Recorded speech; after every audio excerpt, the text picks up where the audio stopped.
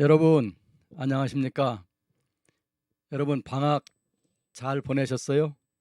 7월, 8월 긴 방학이었습니다.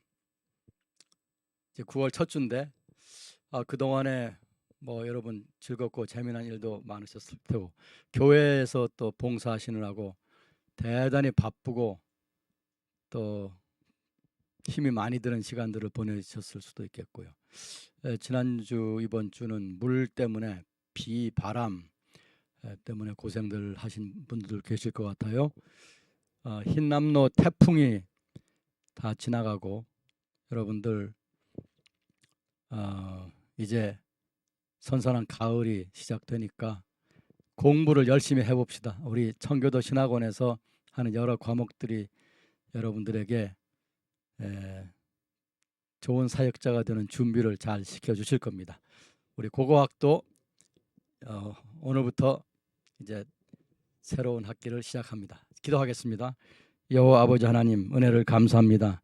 하나님께서 우리 사랑하는 모든 교육, 신앙, 선교의 동지들에게 함께 하시고 오늘 다시 만나게 하셔서 감사드립니다. 아버지 하나님, 우리의 지적인 작업을 통해서 성경에 더 깊이 들어가고 하나님의 말씀을 이해하는데 크게 도움이 되게 하옵시고, 특별히 성령께서 우리를 인도하셔서 성경 말씀을 깨닫는 높은 경지에 들어가게 도와 주시옵소서.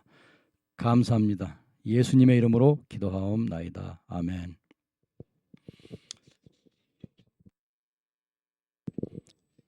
네, 그러면 다음 슬라이드를 보여주세요. 여러분 방학 잘 지내시고 흰남 노루 태풍을 잘 이겨내셨죠? 여러분들 이번 학기에 건강하시고 공부 잘하도록 축복합니다. 흰남 노루라고 하는 것은 끝에 가면 R자가 있어요. HINNAMNOR. 이 R, 우리가 이 R자가 문제인데 우리가 보면은 한국말로 표현할 때는 이 R자가 대개 사라져 버리더라고요. 그래서 이거 사실은 흰남노루인데 R자 없이 됐어요. 라오스의 국립자연보호구역의 이름이라고 합니다. 그래서 이 이름은 라오스가 제공한 이름이 되겠습니다. 흰남노루라고 하는 그 라오스 단어의 뜻은 돌가시나무의 새싹이라고 합니다. 자, 우리 이제 새로 이 과목을 이제 수강하기 시작한 분들도 계실 거고 지난 학기에 띄엄띄엄 참여하신 분도 계실 거고 쭉 다 처음부터 끝까지 다 참여하실 분도 계실 겁니다. 지난 학기에는 제가 12번밖에 강의를 못했습니다. 근데 이번 학기는 이제 2월 달까지니까 강의 수가 더 많을 것입니다. 이번 학기에 강의를 구약 성경과 관련된 성경 고고학 또는 성서 고고학이라고 하는 이 과목을 다 마치려고 제가 생각 중에 있습니다. 그래서 이제 처음 오시는 분들도 계시고 하니까 성서 고고학을 배우는 이유에 대해서 조금 말씀을 드리겠습니다. 우리가 제가 지난 학기에 처음 공부할 때 제1강 할 때에 이 고고학이란 무엇인가라는 데에 대해서 말씀을 드렸습니다. 여러분들 우리가 이 청교도 신학원의 아주 장점은 뭐냐면 이 강의를 다 모아놓고 여러분들이 몇 번이든지 복습할 수 있도록 이렇게 배려를 한 것입니다. 그래서 여러분들 이 강좌를 처음 들으시는 분들은 지나간 강좌가 많지를 않습니다. 12개밖에 안 되니까 12개 쭉 들어보시기 바라고, 인터넷에서 또 저의 이름을 치면은 제가 산발적으로 여기저기서 고고학 강의한 것이 있습니다. 그것도 보시기를 바랍니다. 자, 성서 고고학을 배우는 이유는 뭐냐? 우리는 이제 이 지구상에 존재하는 모든 생물 중에서 과거를 이해하고 그것을 현재에서 하고 있는 일에 그 어떤 좋은 반성의 자료 또는 미래를 계획하는 자료로 사용하는 그런 일을 합니다. 우리가 이 지구상에 존재하는 생물 중에서 오직 인류만이, 오직 사람만이 그렇게 할 수가 있습니다. 그래서 우리 인류의 과거를 이해하는 작업으로 성서고고학을 배우는 것입니다.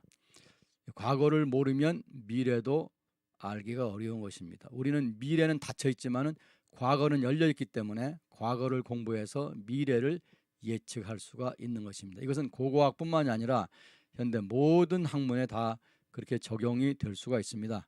경제학 분야도 그렇고 심지어 요새는 보니까 부동산학이라고 하는 것이 이제 생겼는데 그것도 과거에 우리나라 부동산의 가격이 어떻게 올라가고 내려갔는가 하는 것을 연구를 해서 앞으로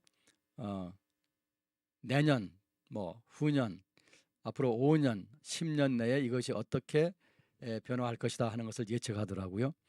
그래서 우리가 과거를 아는 것은 인류의 과거를 아는 것은 인류의 미래를 아는 데 도움이 되는 것입니다. 두 번째로는 고고학을 일구거나 연구한 학자들의 작업을 즉 그들이 연구한 성과와 그들이 씨름했던 주제들을 이해하고 배우는 것입니다.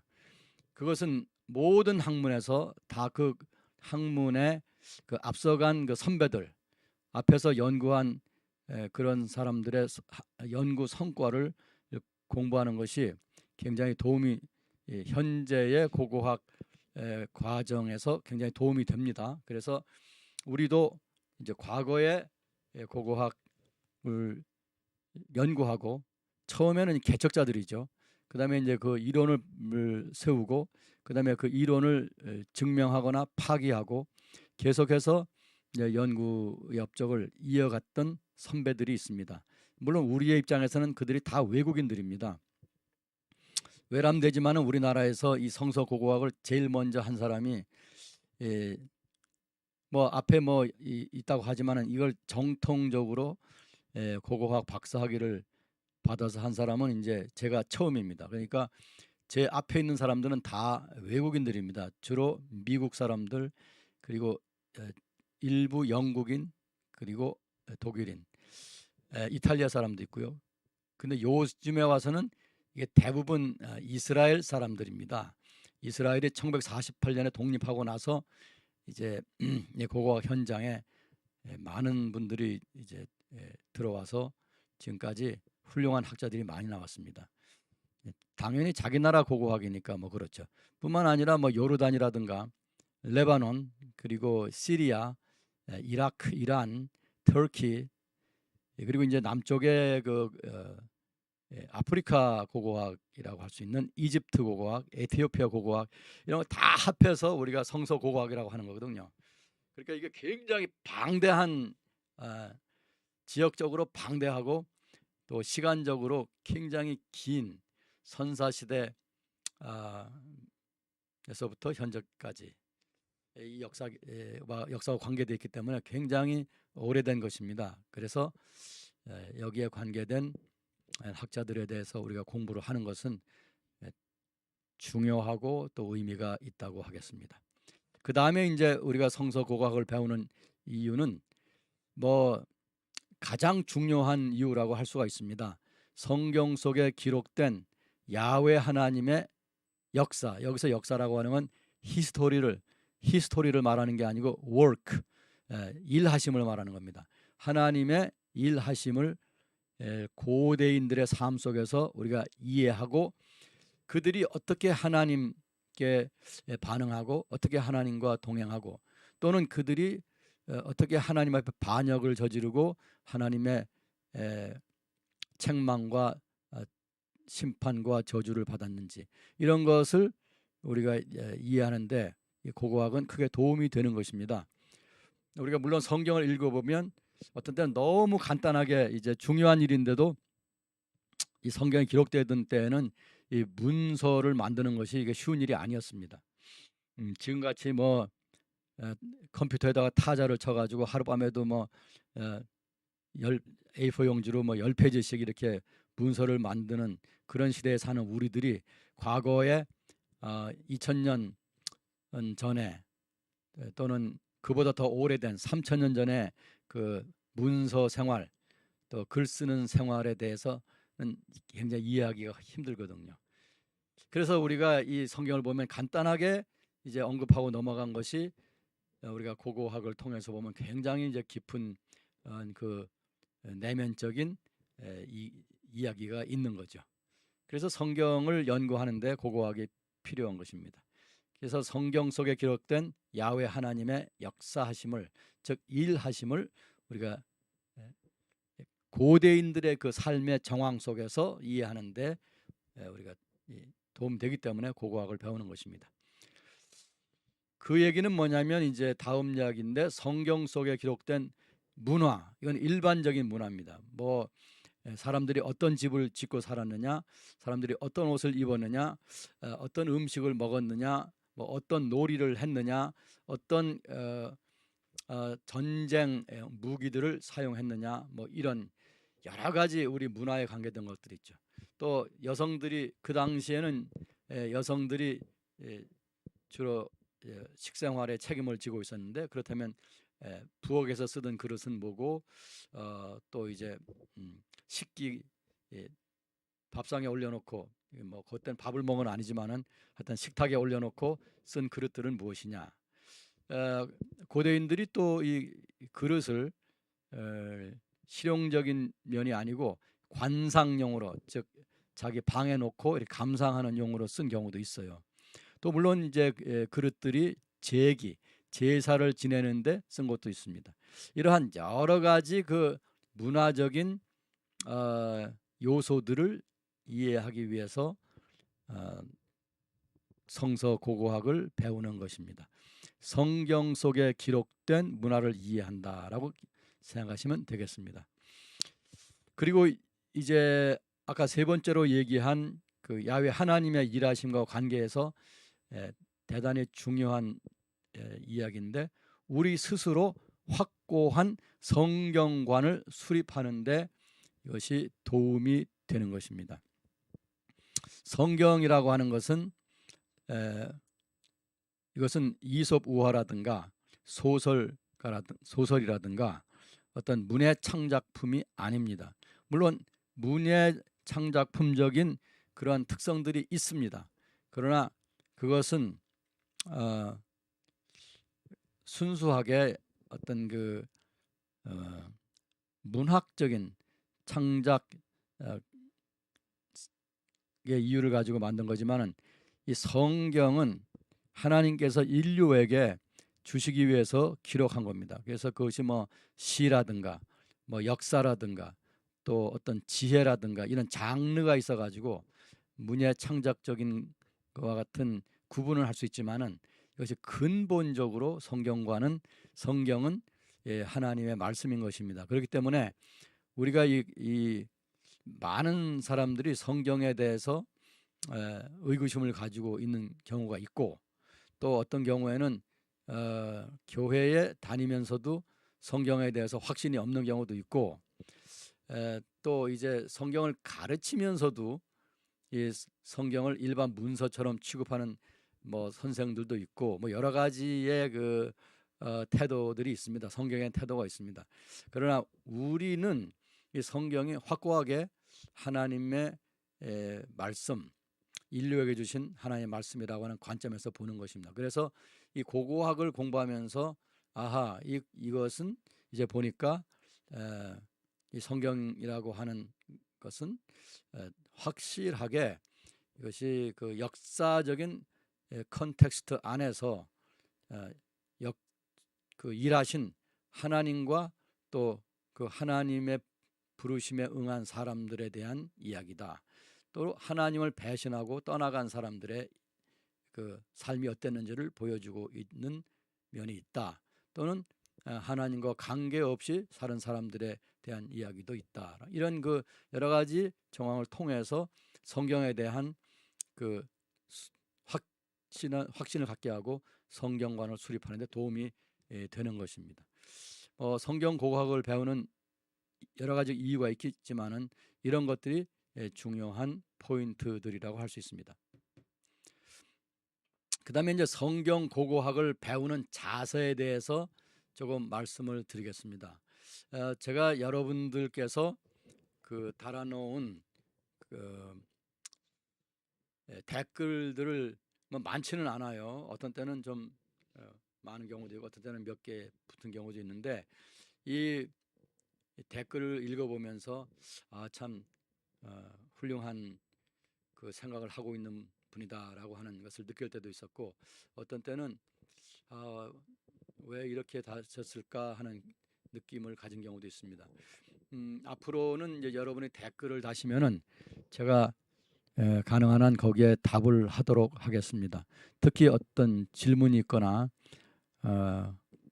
여러분이 알고 싶어하는 것이 있으면 제가 답을 달겠습니다. 근데 여러분 제가 이미 강의를 해놓은 것들을 거기에 댓글을 또 다시면은 그거를 그 댓글에다가 장황하게 설명하기 어렵습니다. 그러니까 여러분 지나간 그 강의 12개 오늘 거까지 포함해서 12개를 쭉 보시기를 바랍니다. 그럼 거기에 답이 있는 경우가 많습니다. 그래서 이 성경 고고학을 배우는 자세에 대해서 말씀을 드리면 첫째는 모든 학문에 대해서 그 학생들이 가져야 할 자세인데 그것은 뭐냐면 열린 마음입니다. 공부를 안 하면 안 했지 이 할 바에는 이 마음을 열고 해야만 되는 것입니다. 마음을 열고 호기심을 가져야 됩니다. 이 과목에서는 무엇이 중점적으로 논의가 되고 있는가? 이 이야기는 왜 이렇게 발전이 되어 있는가? 이 유물은 이렇게만 설명할 수 있는 것인가? 또 다른 면으로 설명할 수 없는가? 뭐 여러 가지 호기심, 선생이 얘기한 것에 대해서도 호기심을 가지고 자기 스스로 생각해 보는 그 열린 마음이 중요하겠죠. 그러한 그 열린 마음과 호기심으로 고고학 주제들을 대하며 늘 독서를 하고 박물관과 친하는 것이 좋습니다. 이 책을 안 읽으면요, 강의만 듣고 책을 안 읽으면은 지식이 단편적이 되는 것입니다. 우리가 강의할 때에는 중요한 것들을 짚어주는 것입니다. 책을 읽으면 책에는 그 모든 과정이라든가 논리적인 발전 단계가 다 나와 있습니다. 그래서 그 책을 읽어야 어떤 그 사물에 대한 것이라든가 어떤 이론에 대한 것이라든가 어떤 현상에 대한 것을 쭉 전체적으로 또 논리적으로 섭렵을 할 수가 있는 것입니다. 그래서 독서를 많이 해주시기 바랍니다. 또 독서를 해야 어떤 연대라든가 장소의 이름이라든가 어떤 이론의 학설이라든가 하는 것을 정확하게 알 수가 있습니다. 정확하게 또 기억할 수가 있습니다.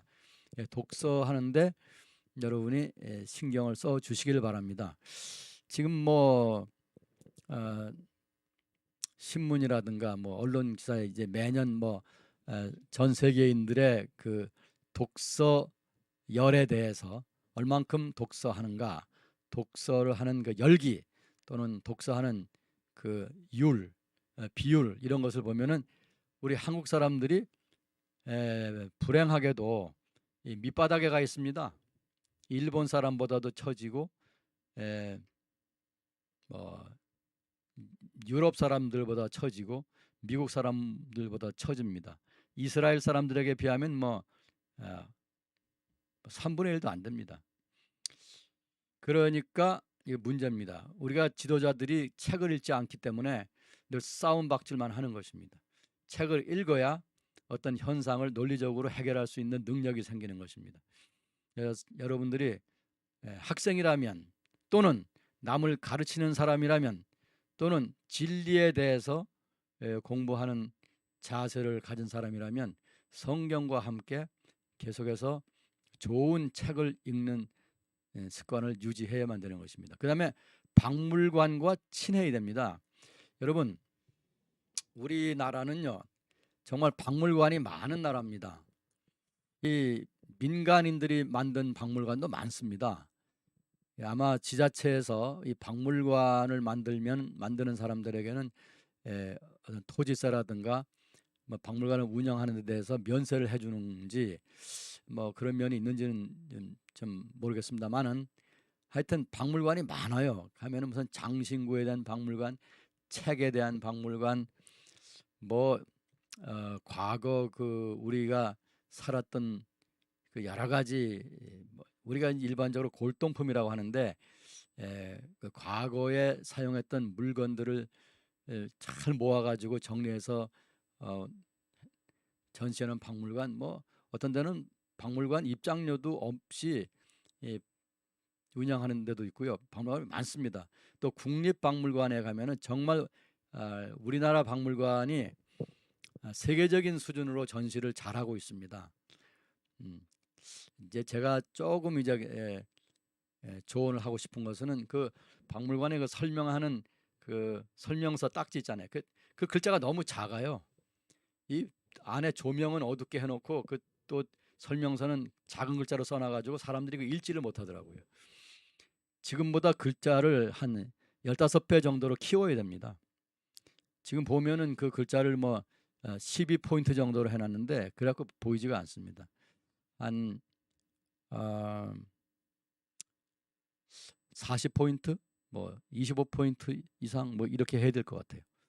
어쨌든 박물관이 우리나라 박물관 굉장히 좋고요. 그 다음에 이제 외국 문물들을 가져다가 장시간 전시하는 경우가 있습니다. 근래 이제 국립중앙박물관, 용산에 있는 국립중앙박물관에서는 아즈텍 문화에 대한 전시가 이제 한 열흘 전에 끝났고요. 지금은 이제 메소포타미아에 대한 전시를 하고 있습니다. 여러분 꼭 가보시길 바랍니다. 내년 1월 중순까지인가 그런데 지금 이 가을 선선할 때 시간 내서 가보시기를 바랍니다. 추석날은 이제 이게 명절날은 연휴니까 가면 허탕을 치니까 미리 인터넷에서 휴무 또는 휴관 날이 언젠가 이렇게 체크를 해보시고요. 연세가 65세가 넘으신 분들은 또 박물관에 대개 전시들이 특별 전시 말고는 무료더라고요. 그러니까 여러분들 어떤 특별 전시는 그것도 무료로 해요. 제가 아즈텍 그 전시를 갔더니 그거는 이제 입장료가 10,000원인가 얼마인지 그랬어요. 근데도 이제 65세 넘었다 그래가지고 그 신분증 검사를 하고 무료로 전시를 관람을 했습니다. 그러니까 여러분 얼마나 좋습니까? 우리나라 이거 대단히 정말 나이 든 사람들한테 잘해주는 나라입니다. 물론 여러분이 어떤 면에 대해서는 또 안 좋다 생각, 안 좋고 불만이 있을 수 있지만은 제가 볼 때는 제가 여러 나라에서 살아봤고 또 여러 나라 여행을 해봤고 여러 나라 사람들과 교류를 해봤는데 우리나라처럼 이렇게 많이 배려를 해주는 나라도 그렇게 많지 않은 것 같아요. 특히 박물관에 가면 아주 연세 든 분들은 65세가 뭐 큰 연세는 아니다 이렇게 말씀하시겠지만은 하여튼 굉장히 좋습니다. 가족들과 함께 가서 이 전시를 보면 좋습니다. 뭐 미술관도 뭐 많고요. 국립미술관도 있고 뭐 개인 미술관, 뭐 민간 미술관도 있고 하여튼 뭐 대단해요 우리나라. 근데 그런 것을 그게 바로 문화인데 그걸 문화를 향유하지 않고 그냥 넘어가면 우리한테 손해입니다. 그래서 여러분들 특히 성경과 관계된 것이 전시될 때는 반드시 가보시기 바랍니다. 지금 우리나라에서 그 서울에서만 진행된 것을 말씀드리면 뭐 이집트의 유물, 또 이란에서 온 유물, 터키에서 온 유물, 이스라엘에서 온 유물, 그리고 이탈리아에서 즉 로마에서 온 유물, 뭐 이라크 뭐 이란을 합해서 메소포타미아라고 해서 온 유물 엄청나게 전시를 많이 했어요. 우리 다 그거 우리가 그 나라에 가서 보려면은 엄청난 돈이 드는데 이걸 직접 가져다가 서울에서 펼쳐놨으니 이거 얼마나 좋습니까? 그런 기회를 목사님들, 신학생들, 신학자들이 놓친다고 하는 것은 정말 안타까운 일입니다. 또 성도들도 이걸 놓치면 안 되는 것입니다. 지금 국립중앙박물관에서 하고 있는 메소포타미아 문물 전시전에 꼭 가보시기를 바랍니다. 차일피일 하다가 시간이 넘어가 버리니까 10월 중에는 꼭 가겠다 이렇게 일정을 자기 시간표에 넣어가지고 보시면 좋겠습니다. 두 번째로는 이 교조적인 편협함으로 남을 정죄하는 습관을 버려야 합니다. 그런 걸 가지고 성서 고고학을 공부하면 공부가 안 되는 것입니다. 특히 선사시대에 대해서는 열린 자세가 필요합니다. 선사시대라고 하는 것은 글자가 없던 때입니다. 즉 역사 이전 시대라고 하는 것입니다. 역사 시대라고 하는 것은 글자로 어떤 사람들이 무슨 일을 했는가를 기록을 해놓은 때를 역사 시대라고 하는 거거든요. 이 역사 시대가 되려면은 BC 3000년이 돼야 됩니다. 그래서 주로 대략 BC 3000년 그게 이제 메소포타미아, 이란, 이라크에서 BC 3000년, 또 이집트에서 한 BC 3000년 그렇습니다.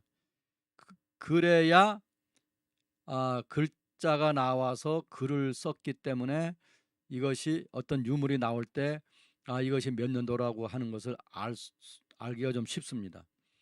근데 예를 들어서 이스라엘 같은 경우 지금 뭐 우리가 팔레스타인이라고도 부르는 이스라엘 경우에는 이 글자 히브리어 글자 또는 아람어라는 글자 이런 글자가 나온 것이 후기 청동기 시대입니다. BC 한 1600년경 됩니다. 훨씬 후대죠. 그러니까 메소포타미아나 이집트보다 훨씬 후대입니다. 그러니까 거기에서 그 글자가 나오기 전에는 선사시대라고 하는 거죠. 그러니까 그 선사시대 얘기를 할 때는 우리가 어떤 교조적인 말로 자기 고집을 강요하거나 편협한 사람들이 써놓은 것을 배워가지고 그것이 무슨 성경처럼 중요한 것처럼 이렇게 남한테 강요하는 것은 옳지 않은 것입니다. 그것은 다 우리가 지금 이 고고학에서 공부하는 것이 많은 부분이 언제라도 또 다른 유물이 나오고 또 다른 방법론이 나와서 더 연구를 진절시킬 수 있으면은 선사시대의 것은 언제라도 이것이 개정이 될 수가 있는 것입니다. 그것이 영구하게 확정된 것은 많지가 않습니다. 그렇기 때문에 특히 연대가 그렇습니다. 연대, 이것이 BC 몇천 년이다라고 하는 그 연대가 이것이 항상 이렇게 유동성이 있습니다.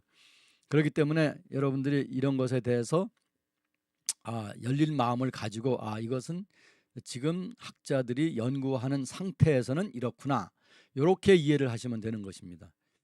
또 이제 그 인류 역사가 6000년이다라고 하는 것을 우리 한국 사람들은 굉장히 강조를 하는데 그것은요 성경에 써 있는 말이 아닙니다. 여러분 많은 분들이 그것을 성경이 그렇게 얘기하고 있는 것처럼 얘기를 하고 있는데 그것에 대해서는 열린 자세가 필요한 것입니다. 제가 이미 지나간 강의에서 그 설명을 했기 때문에 이것은 성경에 써 있는 것이 아니고 중세기에 이탈리아에서 있던 제임스 어셔라고 하는 수도사가 그런 이론을 낸 다음부터 이것이 고착이 돼가지고 우리에게까지 이것이 마치 성경의 무슨 구절처럼 중요하게 인식되고 있는데 여기에 대해서는 여러분이 생각을 더 깊이 할 필요가 있다라고 보는 것입니다.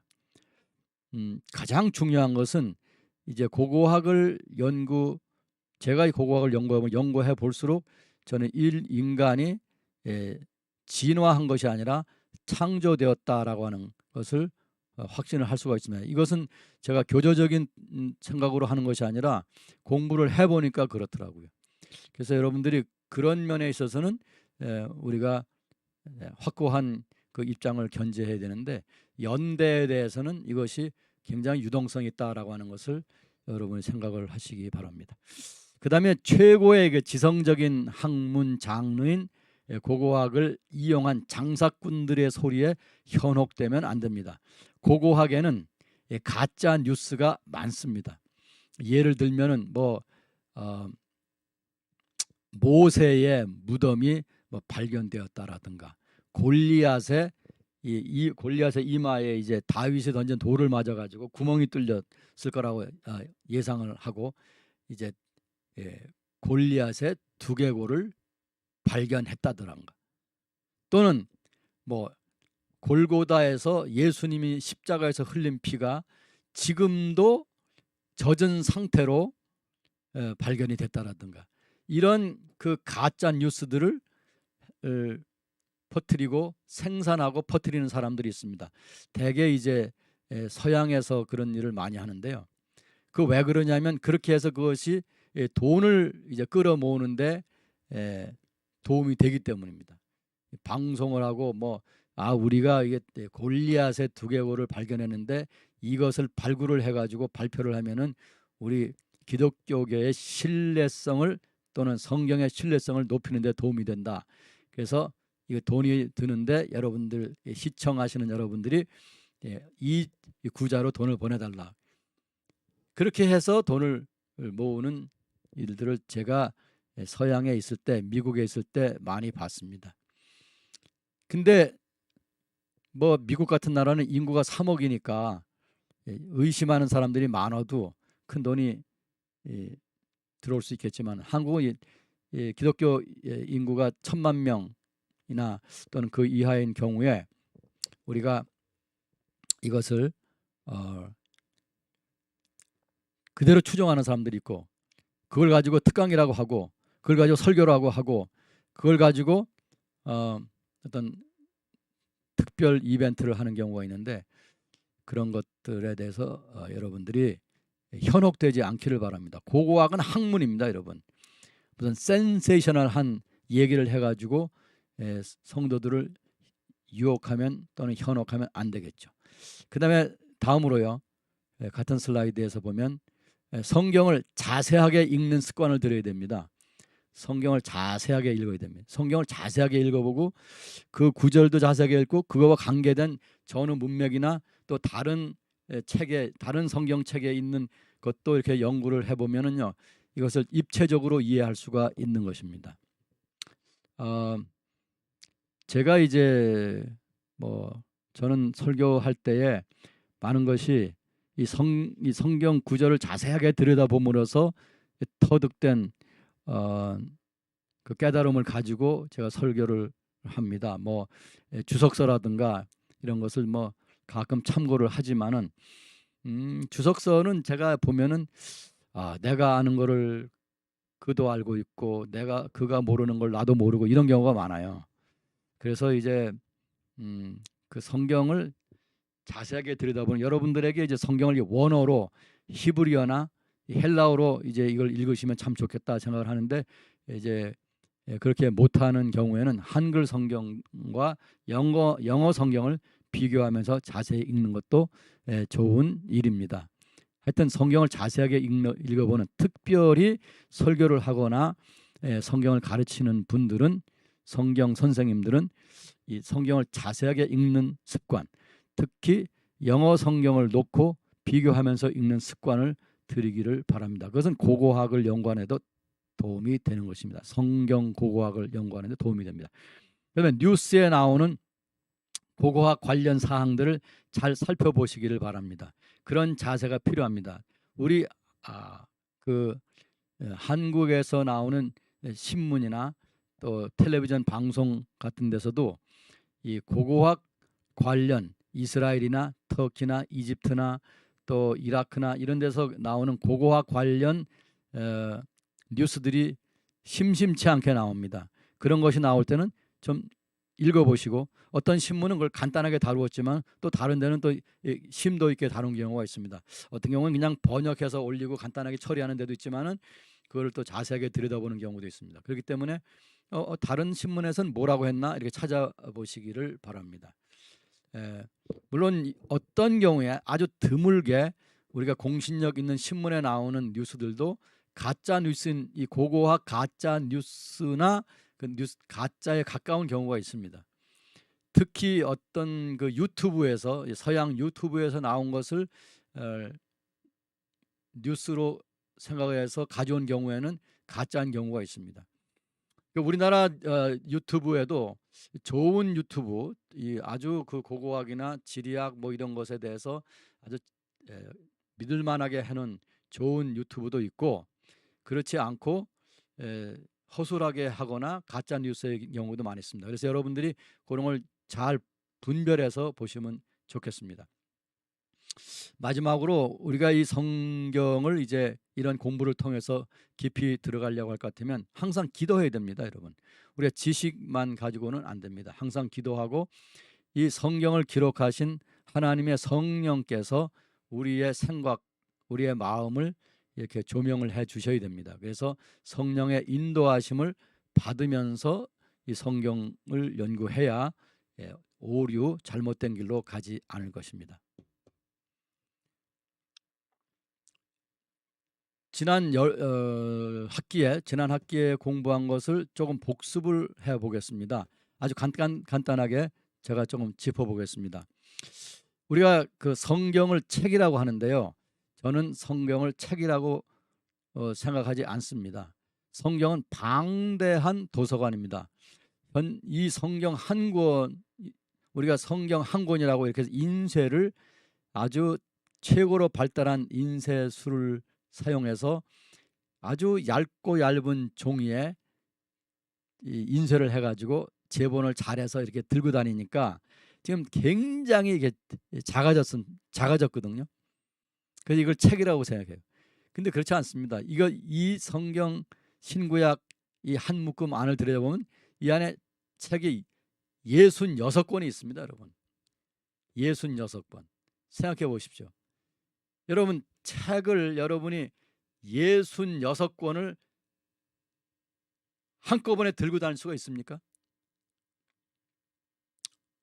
물론 그 중에는 아주 뭐 몇 페이지 안 되는 책도 있고, 거의 현재 A4 용지로 뭐 한 장 이렇게 될 수 있는 책도 없지 않아 있어요. 그러나 창세기 같은 거, 뭐 이사야서 같은 거, 그리고 신약에 와서는 뭐 복음서 같은 건지, 그 당시의 책으로는 굉장히 긴 책입니다. 이사야서 같은 건 아주 긴 책이거든요. 그때는 이 종이에 쓴 것이 아니라 양피지에 양의 가죽을 무두질해서 판판하게 해가지고 거기다가 잉크로 쓴 거지 않습니까? 그러니까 이게 당시에 책 한 권이 엄청난 부피가 되는 거예요. 이사야서 같은 거 두루마리가 하면은 큰 묶음이 되고 무게가 많이 나가는 거죠. 그래서 옛날 관점에서 보게 되면 그 66권이라고 하는 건 도서관이거든요. 그 내용적으로 보면요, 그 안에 우리가 모르는 미지의 세계가 있고, 그 안에 우리가 알지 못한 사람들의 이야기가 있고, 그 안에 우리가 모르는 땅들에 대한 이야기, 그리고 우리가 사용해 본 적이 없는 무기들을 가지고 싸운 사람들의 이야기, 우리가 전혀 이해하지 못하는 주거 생활과 또 도시 생활이 있고요. 이렇기 때문에 이것을 이해하는데 시간이 굉장히 많이 드는 것입니다. 하나님의 뜻이라고 하는 것은, 그것은 둘째적인, 우리가 잠깐 놔두고 성경 자체에 기록된 그 내용, 문화적인 것만, 그 사건만 이해하는 것도 굉장히 어려운 겁니다. 근데 거기다가 우리가 이제 하나님의 뜻과 하나님의 그 일하심에 대한 것을 우리가 이해한다, 하나님의 섭리, 그리고 하나님의 계시, 이걸 이해한다고 하는 것은 대단히 겸손한 자세를 가지고, 즉 성경 앞에 겸손해야만 되는 것입니다. 그래서 저는 늘 성경이 우리의 선생님이다라고 가르치고 그렇게 생각하고 있습니다. 성경 자체가 우리가 이거를 정복해야 될 책으로 생각하면 안 됩니다. 성경을 읽어보면 성경이 우리에게 이게 성경의 하나님의 말씀이기 때문에 우리에게 주는 감동이 있고 우리에게 깨우치게 하는 신비한 힘이 있습니다. 그것이 성령의 힘이라고 할 수 있겠죠. 그러니까 성경은 우리의 선생님이다라고 하는 것을 잊으면 안 되겠습니다. 그래서 기도가 없이 성령의 인도함이 없이는 성경을 잘 파악하기가 어렵습니다. 그래서 성경을 대하는 자세를 이것이 한 권의 책이라고 하는 교만한 생각을 갖지 마시고 이것은 내가 일생 동안 연구해야 될 도서관이다라고 하는 생각을 하시기 바랍니다. 그 다음요, 이 성경 이해에 도움이 되는 학문들이 여러 개가 있습니다. 지리학, 그러니까 성지의 지리학인 것입니다. 뭐 한국 지리학이 아니고 성지의 지리학. 그러니까 이스라엘, 요르단, 레바논, 시리아, 메소포타미아, 그다음에 터키, 그다음에 특히 이집트 이런 곳의 지리학인 것입니다. 이거를 우리가 이해하는 것은 성경을 정확하게 이해하는데 성경의 그 학문적으로 성경을 정확하게 하는데 굉장히 도움이 되는 것입니다. 그래서 역사학, 이 지리라고 하는 판 위에서 일어난 사건들을 우리가 역사라고 하지 않습니까? 그 역사학을 우리가 또 알고 있어야 된다. 역사는 이 시간적인 발전 과정에 따라서 사건들이 어떻게 전개되었고 사람들이 무엇을 했는가를 알려주는 거죠.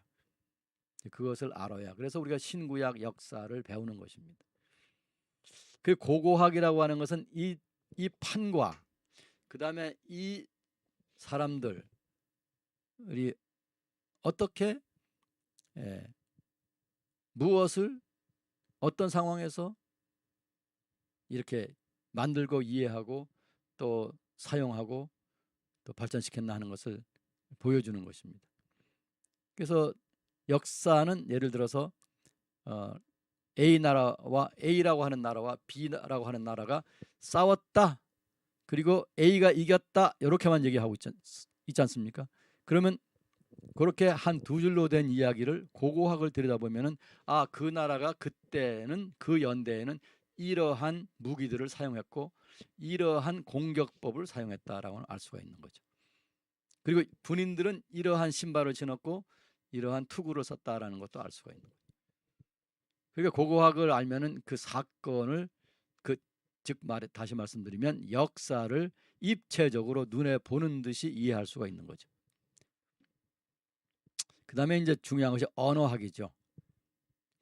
뭐 여러 가지 언어가 있습니다. 뭐 기본적으로 뭐 구약을 연구하려면 히브리어, 아람어, 신약을 연구하려면 헬라어 이런 언어들을 알아야 되는 거죠. 이런 것들을 다 하고 나면 그 다음에 신학을 하는데 굉장히 도움이 되는 거죠. 그러니까 신학이라고 하는 것은 이 최고의 학문입니다. 우리나라에 이제 신학자들이 많이 계신데, 그건 이제 우리가 서양에서 이제 최고의 학문을 우리가 기독교가 들어옴으로 인해서 우리가 이제 배우게 되고 알게 된 것이죠. 근데 이제 학생들이 신학교에 가서 공부를 할 때에 이 지리학, 역사학, 고고학, 언어학 이것을 하기 전에 신학으로 바로 뛰어드는 경우가 많이 있죠. 그래서 이 최고의 학문을 연구하는데 그 모든 그 도구를 갖지 못하기 때문에 깊이 들어가지 못하는 경우가 있는 것이죠. 그래서 여러분들이 이 학교에서 이 지리학, 역사학, 고고학, 언어학 이것을 이제 제공할 때에 그것을 피해가지 마시고 공부를 꼭 해주시기 바랍니다. 특별히 언어학은 성경을 이해하고 설교하는데 굉장히 필요한 겁니다. 그래서 언어학이 어렵다 그래서 피하는 사람들이 많고 요새는 뭐 신학교에서 언어학을 안 가르쳐요. 헬라어나 히브리어 뭐 안 가르치는 학교도 수두룩합니다. 이건 잘못된 거죠. 언어를 꼭 가르쳐야 되는 것입니다. 제가 뭐 고고학자지만은 이 언어학을 강조하고 싶어요. 물론 이제 제가 공부할 적에는 이런 것들을 다 공부하느라고 많은 시간을 소요를 많은 시간을 들여서 이제 세월을 보냈죠.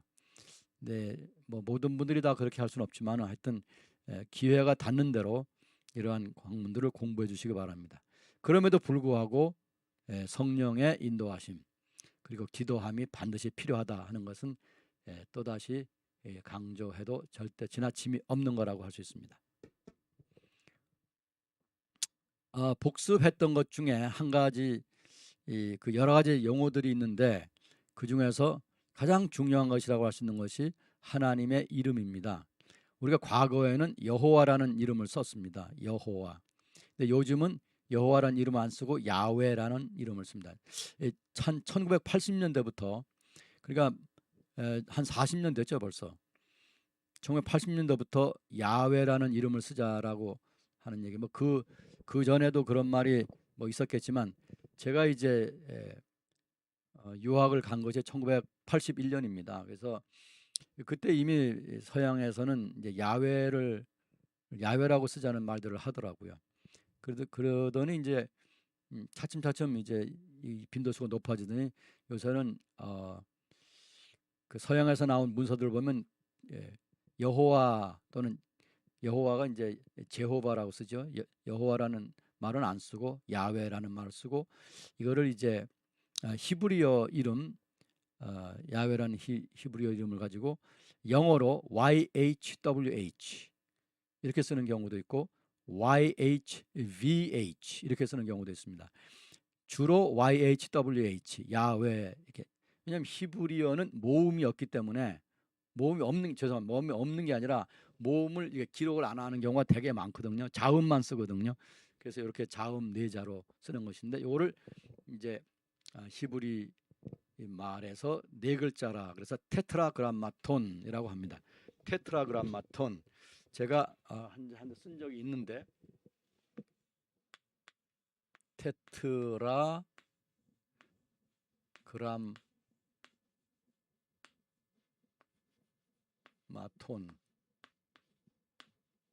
테트라는 4개, 그람마톤은 글자 4개의 글자로 된 이름이다. 그런 뜻입니다. 테트라그람마톤 이 단어는 여러분 알아놓으시는 게 좋겠어요. 근데 이제 이스라엘 사람들은 야훼라는 말을 안 합니다. 성경 책에는 야훼라고 써놨는데 그를 읽지를 않고 아도나이라고 합니다. 아도나이라고 하는 것은 나의 주님들 이런 뜻입니다. 아도나이 이게 복수입니다. My Lords 그런 뜻입니다. 복수, 복수. 성경에 보면은 하나님이 항상 복수로 나오거든요. 엘로힘 이게 복수입니다. 그리고 하나님이 우리가 인간을 창조하자 이러시거든요. 그래서 하나님은 이게 복수인데 이게 이 히브리어 어법입니다. 우리가 이제 그 단수와 복수 개념이 없이 쓰잖아요. 우리는 저기 사람 있네 이렇게 말해도 그 사람 여러 명 있는 경우가 있거든요. 저기 군인이 있네 그런데 가보면 군인들이 있거든요. 근데 이제 히브리어에서도 보면 이 복수 단수의 개념이 어떤 때는 그 선이 분명하지 않아요. 이 영어는요, 유럽 언어는 또는 미국 언어는 이게 단수 복수 개념이 정확하거든요. 그래서 거기에 시제가 정확하게 맞아야 돼 있습니다. 근데 이제 아도니 그러면 나의 주님 그런 뜻이고 아도나이 그러면 나의 주님들 이렇게 복수가 돼요. 아도니는 단수인데 그래서 이걸 읽지를 야훼라고 읽지를 않아요. 하나님 앞에 불경죄를 저지를까봐 야훼라고 읽지를 않고 아도나이라고 해요. 그러니까 미국 사람들이 또는 서양 사람들이 그러면 우리도 야훼라고 못하겠다. 그래서 성경을 번역할 때 The Lord라고 번역을 했어요. The Lord. 근데 이거를 대문자를 썼어요. 대문자를 써가지고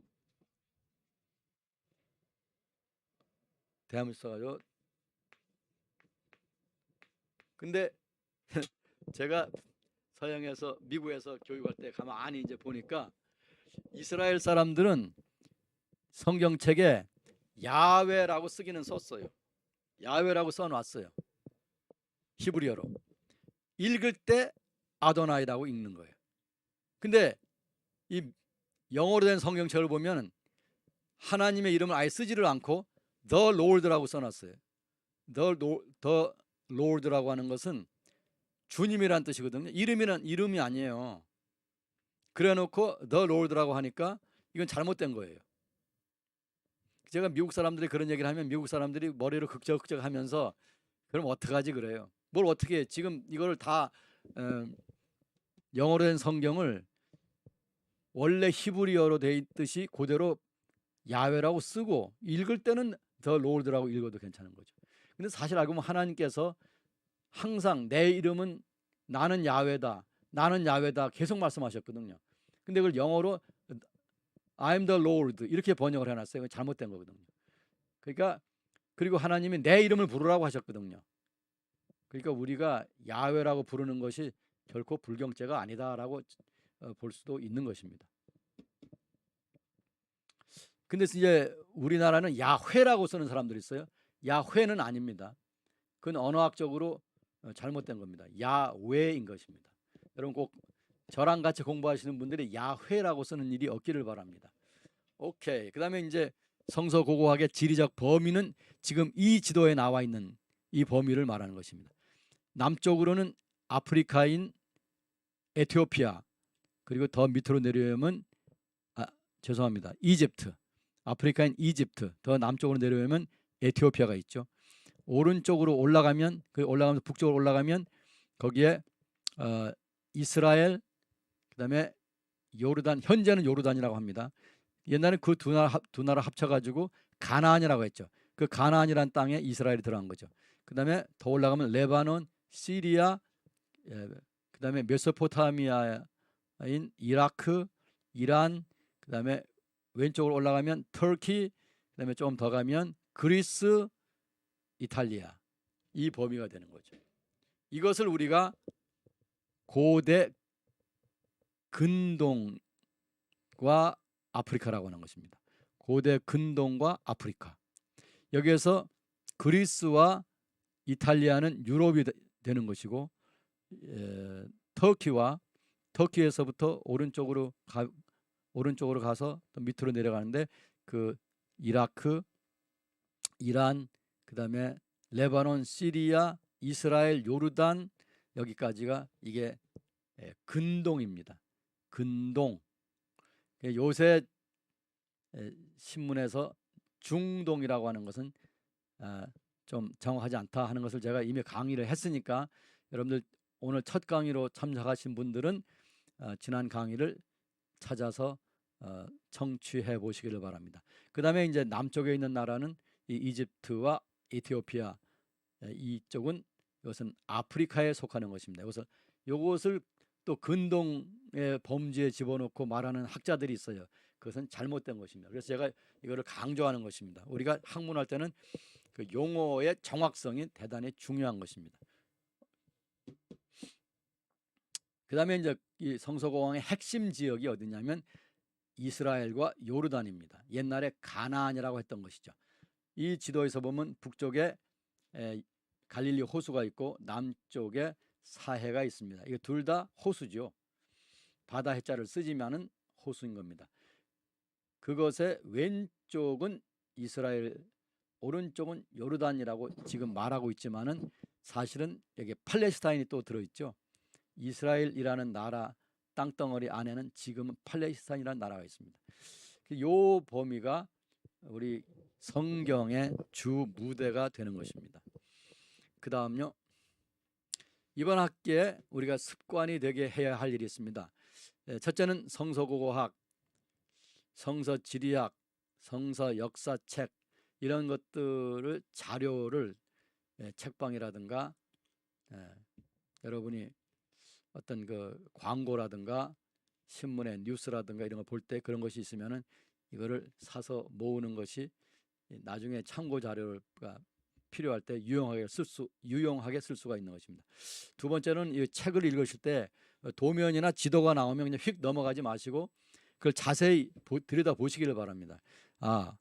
이것이 이 지도에 어떤 도시가 어디 있고 어떤 강이 어디 있고 자세히 보시고 도면이 이제 예를 들어 주거지라든가 어떤 그 마을의 도면이 나오면 그걸 만드는데 굉장한 시간과 돈이 들었어요. 그러니까 그것을 그렇게 해주는 이유는 뭐냐면 그걸 봄으로써 그 본문이 얘기하고 있는 것을 이해하기 쉽게 하는 거거든요. 예를 들면 여러분이 지도책을 사면 요새는 지도책에 도면이나 죄송합니다. 여러분이 성경책을 사면 성경책 그 페이지 밑에 또는 뒤에 성경책 뒤에 지도가 나오는 경우가 많습니다. 그거 돈 주고 샀는데 한 번도 안 보는 분들이 많거든요. 그걸 늘 이렇게 들여다보시고요. 또 거기 도면이나 어떤 그림이 나오면 그것이 뜻이 있어서 넣은 거지 않습니까? 그러니까 그걸 잘 보시길 바랍니다. 세 번째, 성경을 자세하게 읽고 끊임없이 질문하면서 읽는다. 이 사람들이 여기서 갔다면 어디로 갔지? 요단강이라고 하면 요단강 어느 부분을 건너갔지? 요단강은 길이가 얼마나 되지? 요단강 깊이가 얼마나 되지? 뭐 여러 가지 질문이 생기잖아요. 그런 거 이제 여러분이 성경 공부하는 노트에다가 적어놓고 또 이렇게 공부를 해나가면 어느 땅은 그 문제가 해소가 되고 기쁨이 생기고 또 그 성경 구절을 더 잘 이해하게 되고 그렇게 되는 거죠. 그다음에 강의 중에 제가 강의할 때에 지정해준 책들을 그냥 그런 책이 있구나 하고 넘어가지 마시고 그 책들을 속히 읽기를 바랍니다. 여러분이 살고 계신 그 동네에 가면요, 지금은 뭐 저 시골까지 다 도서관이 있습니다. 읍에도 도서관이 있어요. 그 도서관에 가가지고 내가 이런 책을 읽기를 원한다 그러면 그 도서관에서 그 책을 주문해 놓더라고요. 제가 양평에 살 때는 양평 도서관에 가서 그 얘기를 하면은 금방 며칠 있으면 그 책을 사다 놓더라고요. 얼마나 고마운지. 참 정말 우리나라 잘하는 일이 많아요. 대한민국은 잘하는 일이 많아요. 고마운 일이죠. 이 지자체에서 예산을 들여가지고 도서관을 운영하고 도서관에서 또 여러 가지 특별 활동, 뭐 시를 짓는 강좌를 개설하거나 소설을 같이 읽고 감상하는 경우도 있고, 뭐 붓글씨를 쓰기도 하고, 뭐 별 좋은 일들을 많이 합니다. 하여튼 여러분 그 책들을 제가 말씀드리는 책들을 꼭 살 필요는 없습니다. 그런 도서관을 이용해서 보시기 바랍니다. 이 종로에도 보면 도서관이 많더라고요. 서울에 사는 분들은 뭐 도서관이 없어서 공부를 못한다는 핑계를 댈 수가 없을 것 같아요. 도서관, 박물관, 뭐 미술관이 수두룩하니까요. 그 다음에 다시 강조드리는데 다섯 번째로 여러분 박물관에 자주 가보시기를 바랍니다. 제가 읽으시라고 했던 책들을 몇 권이 있는데요. 이거 중요한 책들입니다. 이제 요새 보니까는 이 책들이 나온 지가 한참 됐는데도 지금도 일반 신문이나 잡지에서 이 책들을 읽어라, 또는 이 책들의 중요성, 이 책들의 특성 이런 것을 또 이렇게 간단하게 요약을 해서 올리는 경우도 있더라고요. 그래서 그 책들을 다시 말씀드려요. 우리가 이 지리학을 왜 배워야 되는지, 성경의 지리학이 왜 중요한지를 알 수 있는 책들입니다. 지리의 힘이라는 책인데 지금은 이게 그 헌책방에도 많이 나와 있어요. 싸게 살 수 있습니다. 물론 도서관에도 있고요. 도서관에 가면 이 책은 분명히 있을 겁니다. 그 다음에 왜 지금 지리학인가? 이거 지정학적인 문제를 다룬 겁니다. 이걸 읽어보면 성경 안에서 이거 성경 안에도 지정학적인 문제가 이렇게 돼 있다. 이런 책들이 다 보면 한국의 문제, 또 이스라엘의 그 지정학적인 문제, 뭐 중동, 그러니까 근동의 문제, 아프리카의 문제, 이거 다 했어요. 굉장히 우리가 성경을 연구하는데 그 직접 성경 구절을 언급하지는 않지만은 우리에게 아주 통찰을 주는 좋은 책들입니다.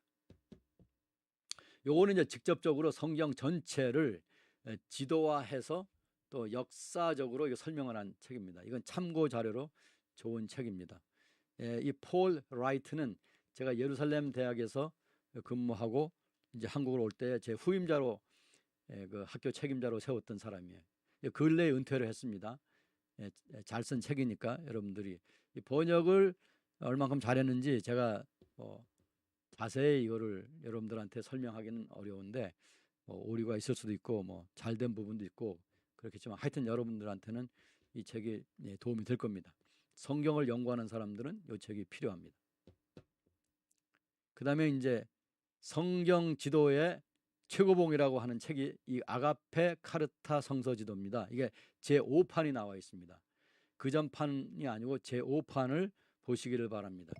이 요하난 아하로니와 아비 요나라고 하는 학자 둘이서 쓴 것입니다. 이것은 제가 뭐 신학생 때 이미 나온 책인데 앤슨 레인이라고 하는 유명한 학자입니다. 이제 돌아가신 지가 한참 되는데 저의 선생님이었습니다.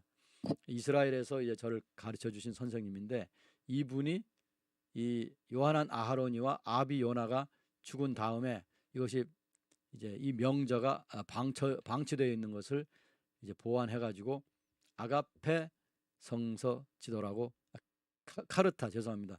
카르타 성서 지도라고 이스라엘에서 발행한 것을 미국에서도 발행하고 한국에서는 아가페란 이름을 붙여 가지고 발행을 한 것입니다. 근데 이거 1판이 한국말로 나왔을 때는 굉장히 그 오류가 많았습니다. 근데 이제 5판은 많이 이제 오류가 줄어들었어요. 그래서 이걸 여러분이 이 책을 공부하면 도움이 될 겁니다. 모든 신학교의 이 책이 다 신학교 도서관에 비치가 돼 있을 겁니다. 여러분이 사시는 데에 그 도서관, 특별히 신학교가 있으면은 도서관에 가보시고 또 동네 도서관에서 이걸 얘기하면 바로 사다가 비치를 할 것입니다. 아니면 여러분들이 이제 돈을 조금 절약해서 이런 책을 하나를 준비해가지고 성경 읽을 때에 이 성경 모든 사건을 다 지도로 만들어 놨습니다. 아주 대단한 노력을 한 것입니다. 자, 이것은 고고학을 연구하는데 도움이 되는 책입니다. 금속의 세계사, 뭐 철이라든가 뭐 금이라든가 은이라든가 뭐 이런 우리가 이제 고고학 연구할 때 뭐 철기 시대 이런 얘기 많이 하잖아요. 석동기 시대. 그래서 이 금속을 이건 한국 사람이 쓴 책인데 잘 쓴 책이라고 볼 수 있습니다. 여러분이 이건 저는 이제 중고책을 샀습니다. 이건 이제 중고 서점에서도 뭐 반값으로 제가 살 수가 있어서 샀습니다. 좋은 통찰을 주고 좋은 정보를 주는 책일 겁니다. 자, 그다음에 이제 우리에게 중요한 것이 연대입니다. 이 연대를 이 고고학을 하는 사람은 이 연대를 기억을 하고 있어야 돼요. 근데 지금 제가 지금 이 화면에서 보여드리는 연대는 다 선사시대 연대거든요. 즉 역사시대가 아직 시작하기 전입니다. 그러니까 이건 유동성이 있는 것입니다. 그래서 여러분들이 여기 보면 인류가 BC 8500년 지금부터 10,000년 전에 남긴 유물들을 가지고 지금 이 고고학을 푸는 거거든요. 인류가 그 전에도 있었다고 봐야 되겠죠. 그래서 이거 보면 인류 역사가 6,000년이라고 하는데 이거는 이상하다. 그런 생각하지 마시기 바랍니다. 그것은 지금 전 세계 주류 학계에서 인정을 못 받는 얘기입니다. 물론 이 8,500년에 시작하는 토기 이전의 신석기 시대라고 하는 것이 또 다른 연구 결과에 의해서 이거 뒤집어질 수가 있어요. 연대가 내려올 수도 있고 올라갈 수도 있습니다. 우리나라 고고학도 보면 연대가 출렁이더라고요. 그전엔 연대가 굉장히 청동기 시대가 뭐 BC 1000년 안 되더라고요. 근데 지금은 뭐 BC 1000년 이전으로 끌어올린 것 같아요. 이게 우리가 이 선사시대의 연대는 출렁이고 있다 이렇게 이해하시면 돼요. 그래서 8,500년에서 7,500년 약 1,000년 어간인데 요거를 토기 이전의 신석기 시대다. 토기가 발명되지 않았다는 거. 토기가 굉장히 중요한 요소거든요. 두 번째 7,500년에서 6,000년은 BC는 토기 이전의 신석기 시대 B다. 이건 우리가 이미 공부를 한 것인데 이 연대를 기억하고 연대의 용어를 기억하는 것은 고고학을 연구하는데 핵심적으로 중요하기 때문에 제가 강조하는 것이고 특별히 새로 이번 학기부터 이 공부를 하시는 분들은 이것에 대해서 이해를 하시고 기억해 주시라고 제가 강조하기 위해서 말씀을 드리는 것입니다. 그 다음에 6,000년에서 5,000년 BC가 토기 신석기 시대, 토기가 있는 신석기 시대. 5000년에서 4300년은 토기가 있는 신석기 시대 B라고 하는 것입니다. 그 다음에 4300년에서 3300년 BC 약 1000년 동안을 우리는 석동기 시대라고 하는 것입니다.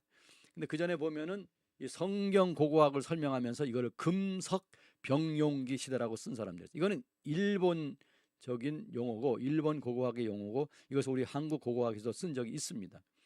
근데 우리 성서 고고학에서는 그런 용어를 쓰면 안 됩니다. 금석 병용기가 아니라 여기서 석동기, 석은 돌석자, 동은 구리동자, 돌과 구리를 쓰던 시대인데 이때도 구리는 많지 않았어요.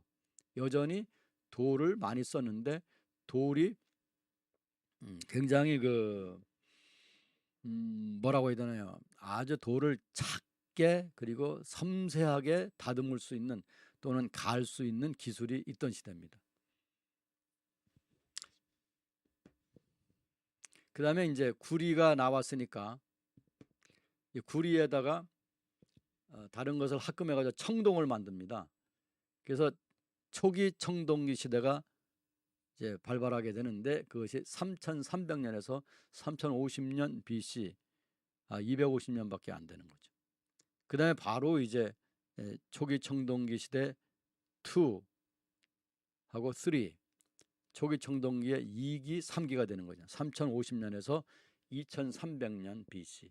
그 다음에 2300년에서 2000년 BC가 초기 청동기 시대 제4기 또는 학자들에 따라서는 중기 청동기 시대 1이라고 합니다. 저는 이 용어의 혼란을 피하기 위해서 이 2300년에서 2000년을 중기 청동기 시대 1이라고 이제 사용하고 있습니다. 그래서 여러분들이 어떤 고고학 책을 볼 때 초기 청동기 시대 4라고 하는 것이 나오면은 여러분들이 이것은 어떤 학자들은 중기 청동기 시대 1이라고 하는 것이다 생각하시면 됩니다. 이 중기 청동기 시대 1 요때가 우리가 성경에서 보면은 아브라함과 그의 후손들의 시대다라고 이제 이렇게 연관을 지을 수가 있습니다. 이 성경에 보면 꼭 그렇게 되어 있는 건 아니에요. 근데 이제 물질 문명과 그다음에 성경에 나와 있는 이야기들을 비교해 볼 때 요게 이렇게 맞아 들어가는구나 하는 것을 알 수가 있습니다. 그 다음에 BC 2000년에서 1800년이 중기 청동기 시대 2A, 중기 청동기 시대를 둘로 나눕니다.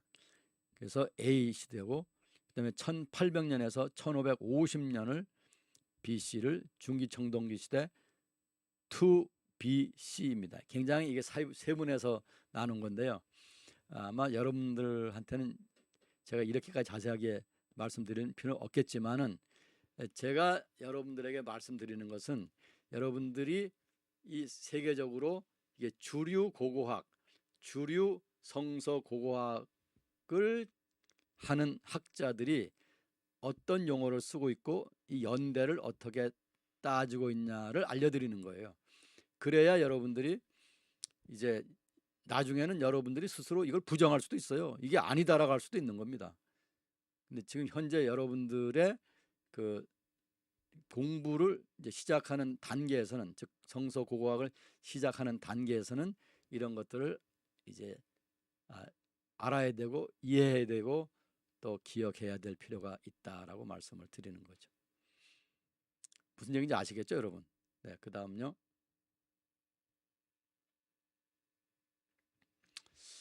그 다음에 이제 후기 청동기 시대로 들어가는데 BC 1550년에서 1400년 BC가 후기 청동기 시대 1입니다.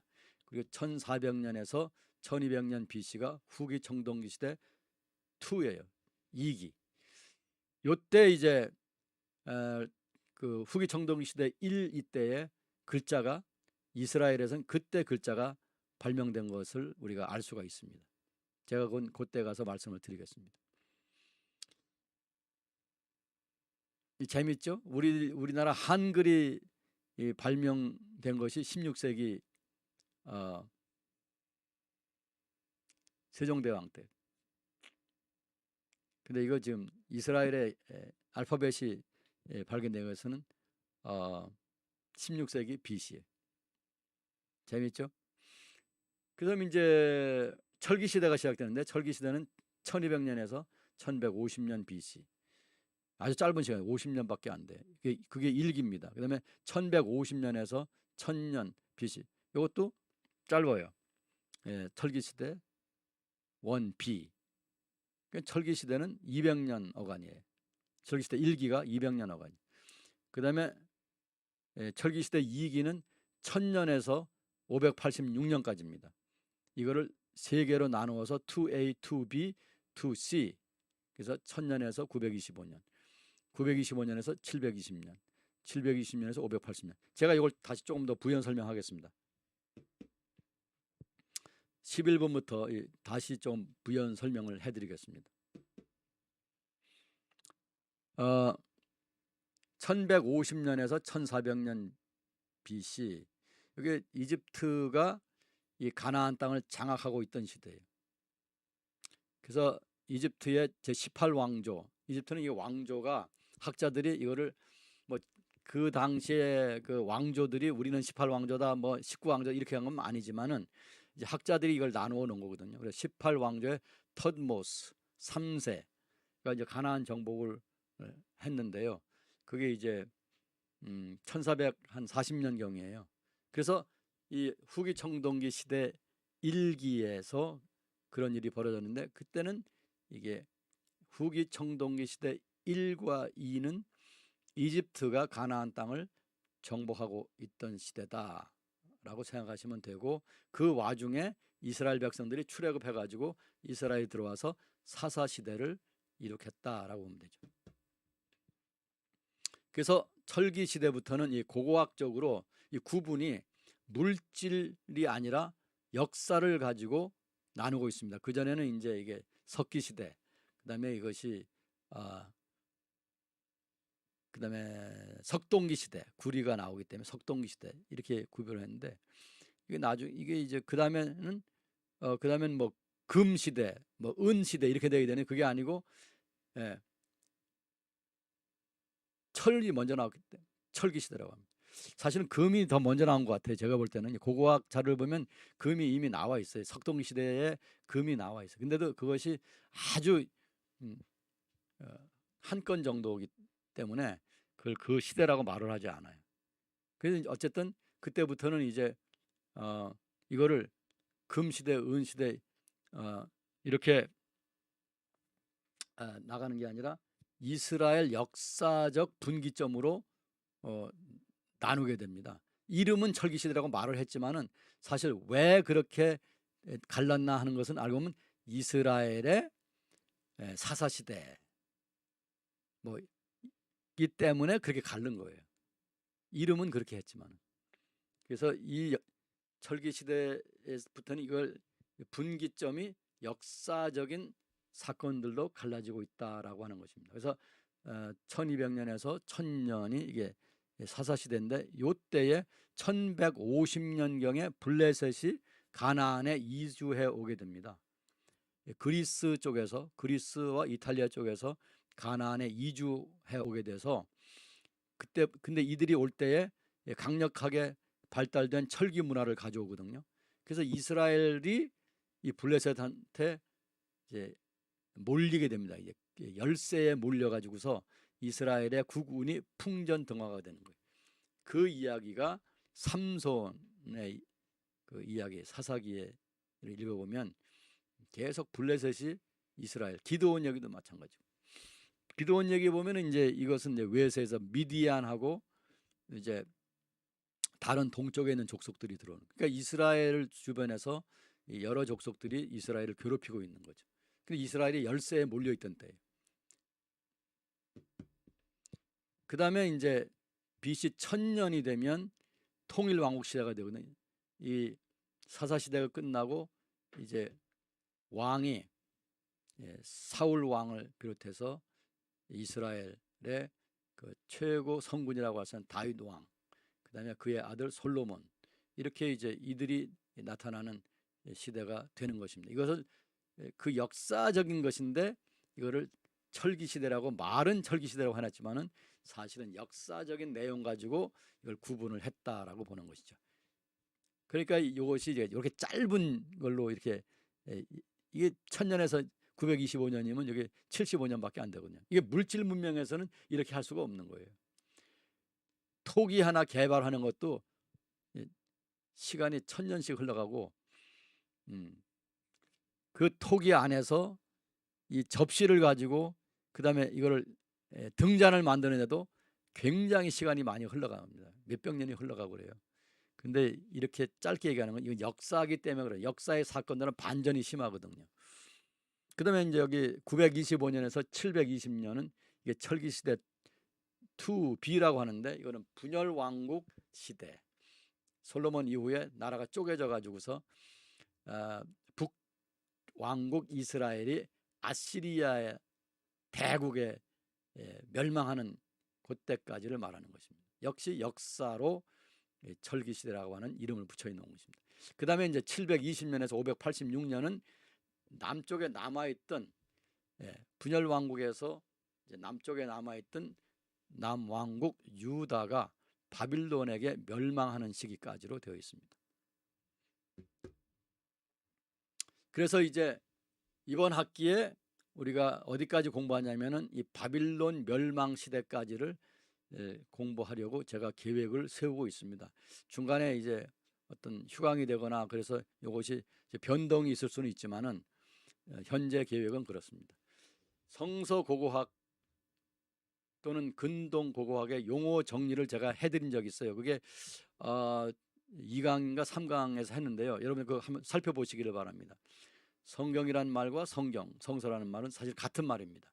어떤 사람들은 성경이란 말을 쓰면 보수주의고 성서라는 말을 쓰면은 자유주의다 그런 말을 하는데 그런 건 없습니다, 여러분.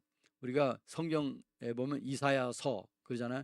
예레미야서, 또 빌레몬서, 히브리서 그러잖아요. 히브리경, 빌레몬경 그러지 않거든요. 그래서 이런 단어 가지고 누구를 정죄하는 얘기를 하지 말았으면 좋겠습니다. 저는 성경 고고학이라는 말을 씁니다. 어떤 사람은 성서 고고학이라는 말을 씁니다. 근데 그렇게 성서 고고학이라고 하는 말을 쓰는 사람도 자유주의적인 사람이 아닌 거예요. 그러니까 그걸 가지고 논란을 일으키는 일이 없기를 바랍니다. 그다음에 근동, 중동. 우리 이 학문에서는 중동이란 말은 별로 안 쓰고 근동이라고 하는 말을 쓰는 것입니다. 같은 지역을 말하는데 이것이 왜 중동이라는 말이 생겼냐 하는 것을 제가 이미 강의를 했기 때문에 여러분 찾아보시기 바랍니다. 그다음에 팔레스타인, 이스라엘, 가나안 요 지명들이 어디를 말하고 있는 건지를 여러분이 잘 파악해 주시기를 바랍니다.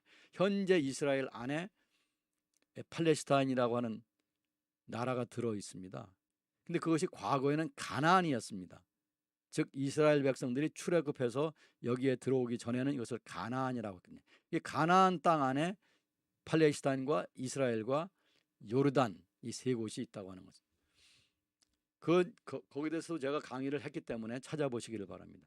그다음에 터키, 레바논, 시리아, 이라크, 이란, 이집트, 시나이 요 장소들이 요 나라들이 어디에 있는가, 그리고 이것이 성경 시대에는 어떤 지역에 있는가 하는 걸 여러분이 지리학적으로 또는 지리적으로 한번 살펴보시기를 바랍니다. 그다음에 이제 좀 중요한 얘기인데요. 히브리인, 유대인, 이스라엘인이라고 하는 요 단어들이 무엇을 의미하는지 여러분이 이걸 정확하게 파악하고 있는 게 중요합니다. 설교하시는 걸 들어보면 이게 두루뭉실이 얘기가 되어 있는 경우가 많고요. 어떤 데는 책을 보면은 학자들이 쓴 책도 이게 뭔지 모르게 되어 있어요. 우리 이제 한국 역사도 보게 되면 조선 시대 얘기를 하면서 한국이라고 얘기하는 사람도 있고요. 조선인을 얘기하면서 한국인이라고 말하는 경우가 있고요. 한국과 일본이 싸웠다고 하는데 그런 적이 없거든요. 조선과 일본이 싸웠죠. 그리고 우리가 용어를 시대에 따라서 용어를 정확하게 해주시길 바랍니다. 히브리인이라고 하는 것은 아브라함 후손을 히브리인이라고 하는 겁니다. 근데 바빌론 포로, 아시리아 포로가 된 다음부터는 돌아온 사람들이 유다 지파거든요. 그 유다 지파를 중심으로 왔기 때문에 그때부터는 그거를 히브리인이라고 하지 않고 유대인이라고 하는 겁니다. 그럼 지금도 유대인이라고 하는 것은 그 유다 지파가 주종이 되어 있는 거죠. 제가 지금 굉장히 간단히 말씀드리고 있는 겁니다. 시간이 없기 때문에. 그리고 이스라엘이라고 하는 말이 있는데 이것은 고대 이스라엘이라 할 때는 영어로는 이스라엘라이트, 이스라엘라이트. 복수는 이스라엘라이트, s를 붙여야 되겠죠. 현대 이스라엘 사람은 이스라엘리라고 합니다. 복수가 될 때는 이스라엘리스라고 하거든요. 요 용어들에 대해서 여러분이 파악을 하고 있길 바랍니다. 그러니까 고대 이스라엘 사람들 말할 때는 이거를 그냥 이스라엘인이라고 하면은 오해가 생기면 고대라고 붙여주는 게 좋겠죠. 그다음에 텔이라고 하는 단어 굉장히 중요합니다. 고고학 연구하는데 우리가 고고학 유적을 텔이라고 하는데 동산처럼 평평하게 생긴 유적이 아니고 동산처럼 생긴 유적을 텔이라고 하는 것입니다. 그다음에 토기, 우리가 다루는 것은 다 톡입니다. 도자기는 한 개도 없습니다. 우리가 다루고 있는 이 구약 시대와 신약 시대의 고고학에서는 도자기는 하나도 없습니다. 근데 이제 설교자들이나 또 글을 쓰는 사람들이 구약 시대의 도자기, 신약 시대의 도자기라는 말을 쓰는데 그거는 잘못된 것입니다. 근데 BCE가 있습니다. 저는 지금 BC라는 말을 쓰는데 지금 전 세계적으로 BCE라고 씁니다. 그리고 AD, 저는 AD라고 쓰는데 전 세계적으로 지금 CE라고 씁니다. 요거는 여러분들이 제가 이미 강의를 했기 때문에 한번 살펴보시기를 바랍니다. 그 다음에 이제 이 고고학의 선두 주자들, 우리가 몇 사람을 했는데 지금 많습니다. 그런 분들이 많은데 제가 몇 사람만 설명을 해드렸습니다. 윌리엄 팍스웰 올브라이트, 이 이름은 꼭 기억해야 됩니다. 그 다음에 그분의 제자였던 G.E. 라이트, 이분들이 다 아주 인물들이 잘생긴 분들이에요. G.E. 라이트, 옛날에 하버드 대학 교수입니다. 이런 분들 이미 제가 강의를 했으니까 찾아보시기 바랍니다. 그 다음에 플린더스 피트리, 영국 사람인데 고고학의 아버지라고 할 수 있는, 고고학의 연대를 정하는 것에 그 기초를 놓은 분이에요. 그런 분입니다. 그 다음에는 에드워드 로빈슨이라고 하는 분은 미국 사람인데 이분은 성서 지리학의 아버지라고 할 수 있는 분입니다. 미국 사람들, 영국 사람들이 대단한 일을 했죠. 그 다음에 이분은 일라이 스미스, 이 남자분이 일라이 스미스인데 이분이 레바논에서 기독교 선교를 하던 개신교 선교사입니다. 근데 이분이 아랍어에 능통했기 때문에 아까 보여드린 에드워드 로빈슨이 성서 지리학을 또는 성경 지리학을 연구할 때에 현장을 찾아다니면서 함께 찾아다니면서 언어학적으로 도움을 준 분입니다. 굉장히 중요한 분입니다. 일라이 스미스, 히브리 말로 하면 그냥 엘리 스미스인데 영어로 일라이 스미스라고 하는 이름을 가진 분입니다. 그 다음에 이제 우리가 지난 시간에 토기가 있는 신석기 시대를 공부했습니다. 토기가 있는 신석기 시대 A, 죄송합니다. 토기가 있는 신석기 시대와 토기가 없는 신석기 시대가 있는데 지난 시간에 토기가 없는 신석기 시대 공부를 했거든요. 지금은 이제 신석기 시대, 토기가 있는 신석기 시대를 공부할 차례가 됐습니다. 그래서 이걸 영어로 Pottery Neolithic Period, 파터리는 토기거든요. Neolithic, 신석, 새로 만든 석기다는 거죠. Period는 시대. 그래서 Pottery Neolithic Period, 이걸 줄여서 약자로 PNA 또는 PNB, 그래서 6000년에서 5000년 BC를 토기가 있는 신석기 시대 A, PNA, 5000년에서 4300년을 BC죠. 다른 여러분 미국 또는 영어로 쓴 책을 보게 되면 BCE라고 나와 있습니다. 이게 BC와 같은 얘기입니다. 토기가 있는 신석기 시대 B, PNB라고 하는 것입니다. 그다음에 세 번째로 4300년에서 3300년 BC를 우리는 석동기 시대라고 하는 것입니다. 그래서 지금부터 이 토기가 있는 신석기 시대를 우리는 공부하게 되는 것입니다. 이 토기가 있는 신석기 시대, 파터리 니올리틱 피리어드는 이게 이 고고학의 그 전 발전 과정에서 보면, 그러니까 선사 시대에 우리가 구석기 시대부터 시작해 가지고 뭐 현대 이르기까지 볼 때에 가장 중요한 발명 또는 그 고고학 과정에서 가장 중요한 변화가 뭐냐면 토기의 발명입니다. 토기. 사람들이 진흙을 가지고 토기를 만드는 기술을 창안해낸 거죠. 이것은 어느 나라 역사, 어느 나라 고고학에서나 어느 나라 역사에서나 막론하고 중요한 것입니다. 심지어 저 아프리카의 그 원주민들의 삶을 연구할 때도 이 토기가 중요한 것입니다. 세계 역사에서 인류의 창의성을 가장 극명하게 드러낸 것이 토기입니다. 흙으로 그릇을 만드는 것입니다. 우리가 여기에 대해서는 다음 시간부터 차근차근히 제가 이제 사진과 도면을 보여드리면서 설명을 해 나갈 것입니다. 여러분 아마 재미있는 시간이 될 것으로 생각됩니다. 여러분이 그 백화점이나 이런 가게에 가서 그릇들을 보실 적에 이것이 하나도 새 것이 없다는 거, 이미 그런 모양, 그런 용도로 수천 년 전에 이 토기가 토기, 지금은 이제 도자기지만은 토기의 형태로 이미 개발되었다는 것을 생각하시면은 해 아래 새 것이 없다라는 말이 기억이 날 것입니다.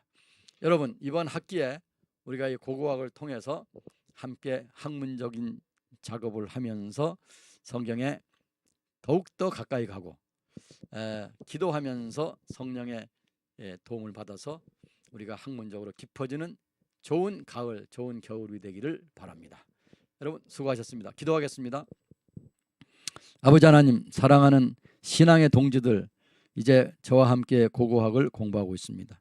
아버지 하나님, 우리 이 사랑하는 형제 자매들의 건강을 지켜주시고 바쁜 중에도 공부할 수 있는 마음을 항상 유지하게 하시며 공부해서 터득한 것을 가지고 하나님의 사역을 하는데 그게 도움이 되도록 역사하여 주옵소서. 우리 청교도 신학원에서 수고하시는 교수님들과 우리 모든 직원들에게 하나님의 특별하신 사랑이 함께 하시기를 간절히 원합니다. 예수님의 이름으로 감사하오며 기도하옵나이다. 아멘.